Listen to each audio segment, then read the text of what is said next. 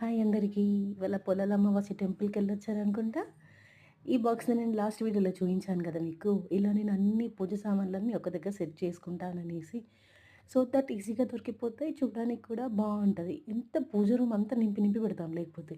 ఇలా ఒక చిన్న స్వామివారి ఫోటో ఎందుకు పెట్టుకుంటా అంటే బయటికెళ్ళాల్సొస్తే గనుక ఇట్లనే తీసుకెళ్తా. నేను జంజం పెట్టాను కదా! ఒక బ్యాంగిల్‌కి చుడతాను.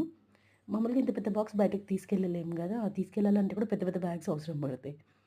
సో, నేనేం చేసినా అంటే ఇంత చిన్న బాక్స్ పెట్టాను. ఎందుకంటే మనకి ఎసెన్షియల్ ఐటెమ్స్ ఏవైతే ఉన్నాయో అన్నీ ఇందులో వస్తాయి. సో దట్ చిన్నగా ఉంటది. మనకి ఏ చిన్న బ్యాగ్‌లో అయినా కవర్ అయిపోతది ఈ బాక్స్ కూడా. చూడ్డానికి కూడా నీట్‌గా ఉంటది.